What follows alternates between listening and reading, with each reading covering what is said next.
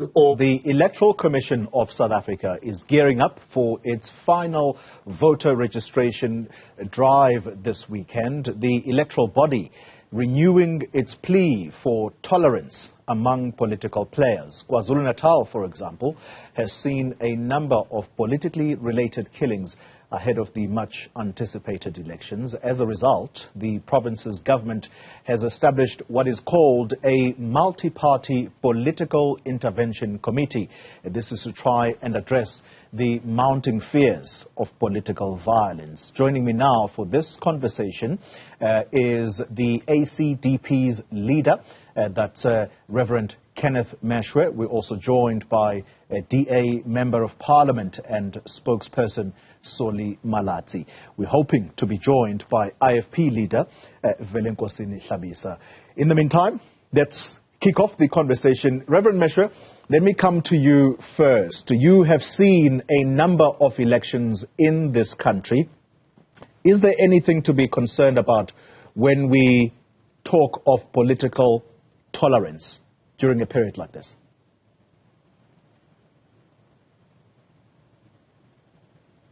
Solly, please increase your volume. All right, Reverend, I'm going to try and raise my voice. I hope you can hear me a little clearer now. Political violence is a worry heading into these elections. How concerned are you?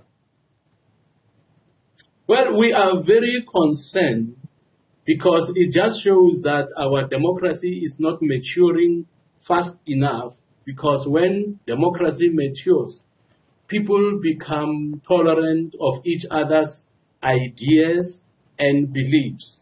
So when people are attacked, physically killed or whatever, or harmed in whatever way, because of their political stance, because of their beliefs, then that is totally unacceptable, and the ACDP will always condemn such practices. The 27th of April, Solly Malatsi, is going to mark exactly 30 years of democratic rule in South Africa. Why are we still talking about political intolerance? Look, it's a very important question you are asking, Solly, and I think we are still having this conversation because there are large, numbers of actors within our political space who are not fully embracing what freedom of, association is, what freedom to choose different political parties is. And this ultimately manifests itself in the violence that we continue to see associated with elections and campaigning. But also a lot of that is linked to the behavior, I believe, of political leaders in respective parties, of the kind of intolerance that is seen in the level of the vitriol that is spewed towards the opposition, particularly in our country, as if to imply that it is somehow a sin to have a multi-party democracy. We see this manifest itself in the form of the destruction of posters, for instance, of opposition parties. We as the DA have experienced instances where our posters get defaced in some communities, wherein even the ANC itself has stolen some of our posters, used our boards to put their posters on them. And this speaks to the idea of that intolerance. And I'm hoping that, as our democracy evolves, we'll get to a stage where we can all freely campaign in any community that we so wish to do so without any disruption, so that voters can get to see the best of each and every political party. Well, those are very concerning accusations against the ANC. So if anyone from that party is watching this morning, you're welcome to come and counter what the Democratic Alliance has said. Mr. Hlabisa, I'm told that you have joined this conversation. We're just going to ask you, sir, to switch on your video so that the viewers can see you. If you are able to hear me, though, in KwaZulu-Natal, there has been what is called a multi-party political intervention committee that has been established in order to try and deal with the issue of political violence. How concerned are you about the situation in KZN?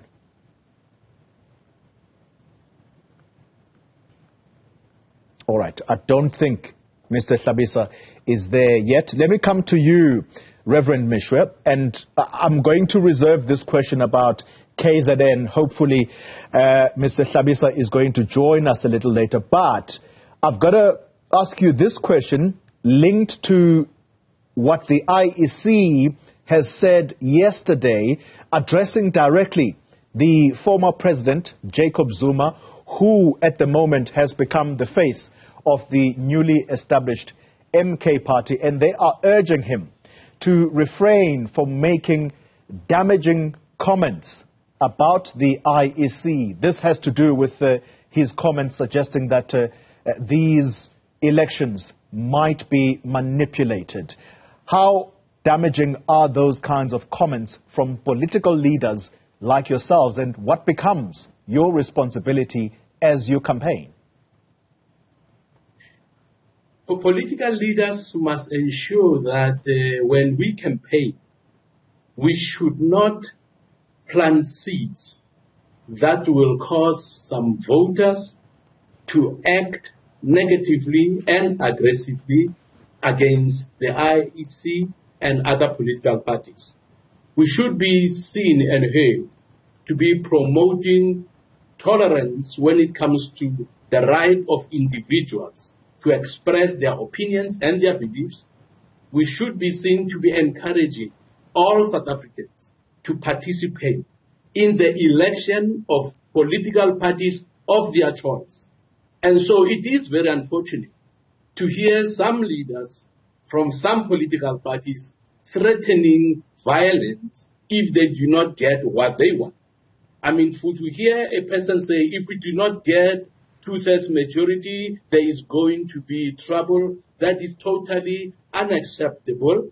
And the message that is driven by such statements to the voters is that they are intolerant themselves. And if your leaders are intolerant to other political parties, where do you get the assurance that they will tolerate you, even if you are within that political party, if you have a dissenting view or if you have a different opinion? So we should be seen to be embracing the constitutional rights that include the right to opinion and belief. So it is unfortunate that other political parties will target political leaders, and some would even target the IEC to try and drive a message that do not accept the results, whatever they would be. And this we find intolerable. Solly Malatsi, let me come to you with that same question, or should we say similar question, but I'm going to try and frame it differently this time. How dangerous are these assertions from a former president who recently swore allegiance to the constitution of this country? To use the words of the IEC Commissioner Janet Love yesterday, she said that these are words that are akin to an almost insurrection mood. What do you understand that to be? I mean, it is totally reckless of the former president to say that. But it's unsurprising, it's unsurprising given that obviously he's just launched or, associated with this new political party. And by their preview, you can almost tell that what he's prophesizing in terms of his electoral performance is not going to be realized. Therefore, he's already planting the seed to come at a later stage and blame the IEC for whatever his electoral performance is going to be. But in all fairness, the IEC is one of the institutions that support our constitutional democracy. They've done a sterling job in since 1994 to deliver credible election results that we can all believe in and uphold. They might administratively not be perfect in some regards, but when it comes to the ability to deliver election results that we as political parties accept the outcome of, they've done well so far. And I think, as Ntate Misho said, it's very important that as political leaders, we embrace this responsibility that we have of being far more circumspect in terms of what we say, particularly regarding an institution of the magnitude of the IEC and the work that they are going to do in this election, because those type of statements can really set the country on a dangerous path that can mobilize, people to act in a manner that can be disruptive, not only to our democracy, but also to the general mood of the country. So it is totally reckless what Mr. Zuma is trying to do. Mr. Tlhabisa has joined the conversation finally. Welcome to you, sir. Let's quickly touch on the multi-party political intervention committee that has been established in KwaZulu-Natal, and I wanted to reserve this question for you specifically because the IFP has very strong roots in KwaZulu-Natal. How concerned are you about the possible eruption of political violence in KZN? Thank you very much, Solly. My colleagues, Reverend Meshu and Solly Malatsi, and the viewers of Newzroom Afrika, I'm sorry for late joining. I've been enrolled from KwaZulu-Natal, just landed in Johannesburg. No problem, sir. The IFP is concerned, should there be any political violence during the upcoming elections. But we are confident because we have seen during the previous elections, during the by-elections, the spirit between major political parties in KwaZulu-Natal, including IFP, ANC, EFF, ACDP, DA, has been very good over the past elections. We are aware the coming elections has much at stake, as there are people who might see they might lose power, and there are also newcomers in the game. We are confident that the newly established committee will entrench tolerance amongst leaders, but all of us have a responsibility of not making reckless statements. No one wants to see the period of violence because it affected many families throughout South Africa, not only in KwaZulu-Natal, and we shouldn't allow no one to bring us back there. And we believe the outcome of the results will have to be accepted by anyone, because we saw during the 2021 local government elections when the political party that is in governance in our country lost many municipalities, they accepted it with ease. Even if they lose provinces or even a national government, we are confident they will respect democracy. But anyone who will want to resist the will of the people, the might of the law should be applied. Mr. Tlhabisa, very briefly, unfortunately you're going to have the last word because you joined late. The party, or should I say an offshoot of the IFP, which is the party that was launched by Ms. Zanele Magwaza Msibi. The name escapes me right now, but they called recently... The NFP. The NFP, thank you. They called for a curfew to be imposed in KZN because of what they said was a very worrying issue of their leaders being killed. How much work has been done to try and calm temperatures there, very briefly? We are working very hard at a leadership level to spread tolerance, but the government must help us. Unfortunately, we have a government that is a failure, because there should be arrest as we speak now of many political arrests, of political violence that has happened throughout South Africa, including KwaZulu-Natal. The arrest should have been done, people prosecuted, if found guilty, given a severe sentence to send a message that whoever kills for political reason have no place in South Africa. We are hoping all our leaders will be singing one song, that peace must prevail. Let us ensure that we respect the will of the people.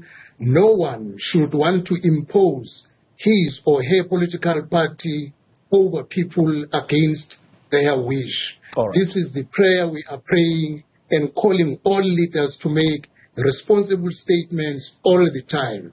When it is my party that is involved, I must quickly call them to order that please refrain on this. It's going to disrupt the stability of the country of South Africa. IFP leader Velenkosi Nhlabisa, thank you very much for your time. Let me also thank the Reverend Kenneth Meshwe. He is the leader of the African Christian Democratic Party, including the Democratic Alliance spokesperson, Solly Malatsi. Thank you all for your contribution to this discussion. It is 10 o'clock on the dot. We're going to bring you the latest headlines.